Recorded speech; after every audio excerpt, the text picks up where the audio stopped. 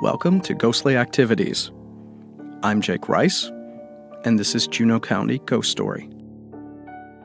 George never believed in ghosts or anything considered paranormal. Then he experienced something unexplained along a foggy patch of road. George says, "I was driving home from Madison with my dog Stacy. I live about 90 minutes north of the city, and my town, Necedah, isn't near Interstate 94. I took a shortcut along Highway 12 in Juneau County. Officially, it's Highway 12 and 16. The road winds through Dane, Sauk, and Juneau counties in south-central Wisconsin. The route is notorious for dense fogs that settle into the valleys and hug forested hilltops. It also takes sharp turns due to the terrain. There are many steep hills and sheer bluffs. That stretch of road, especially in northern Sauk County and southern Juneau County, has caused many travelers to drive off the road or crash into another car." George continued, "That night the fog was really dense. It was sunset and the fog had already settled in. I could only see 5 to 10 feet in front of me.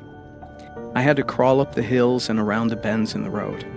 I thought I was going to hit someone or a deer, but I had to get home. Stacy needed her medication." George had visited Madison because his 6-year-old hound mix had cancer surgery at the University of Wisconsin's veterinary hospital. He says, "I'm glad she was still groggy because what came next frightened the hell out of me." As he approached a notoriously dangerous bend, he saw red flashing taillights. They looked blurry in the fog, like someone smeared a watercolor painting of the scene. George says, "As I pulled up, I could see something was really wrong. I stopped the car, put on the emergency flashers, and walked over to it. The car was upside down in a deep ditch. The driver had gone through a guardrail and flipped the car over. No one was present at the scene. I reached for my cell phone to call 911, but there was no signal. I mean, this is rural Wisconsin, and your signal can drop in this part of the driftless area. I decided to go another 5 miles to Linden Station, make a call from town. As he turned from the wreck, he saw a figure standing next to the car. George says she somehow developed out of the fog. It seemed like the fog bubbled a little bit, like boiling water, and her silhouette formed. Then her hair and clothes came into focus. I thought she was the wrecked car's driver, but her clothes looked like they were from the 1940s or 50s. I couldn't make out her face, and her eyes and mouth weren't visible. They were just dark gray areas. She was all gray." He continues, "It stepped near me, but I couldn't hear her walking. It was quiet. I didn't hear her steps on the gravel on the side of the road. I couldn't see her legs move. She came within a yard of me. It seemed like she was checking me out. I got a very cold chill running down my back and neck." The figure then turned away from George and pointed to the south, towards Linden Station. I got back in my car and checked on Stacy. She was still sleeping. Normally, she would have a barking ruckus when a stranger came near me. As I pulled away, I decided to drive faster than I normally would.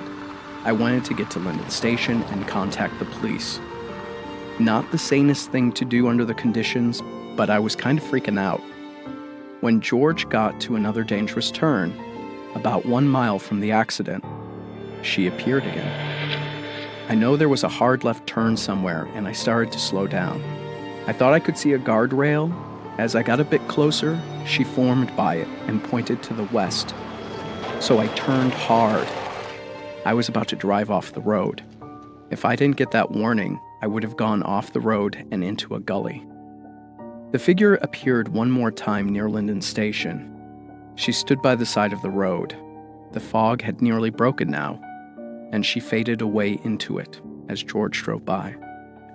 George says, "When I got to town, I stopped at a local diner to contact the police. I asked an elderly gentleman next to me about Highway 12. I didn't say anything about the ghost or the spirit or whatever it was. He said the road was really dangerous, especially on foggy nights like this. In the 1940s, the county put up guardrails because a politician's daughter died when she drove off the road. Since then, the rails have saved a lot of lives. He told me I'm not the only one to ask about Highway 12. Travelers tend to stop at the diner, especially on foggy nights, and ask about its background. Maybe the Spirit protects more drivers than the guardrails do. Thank you for listening to Ghostly Activities. Get more ghost stories and ghost hunting tips at ghostlyactivities.com.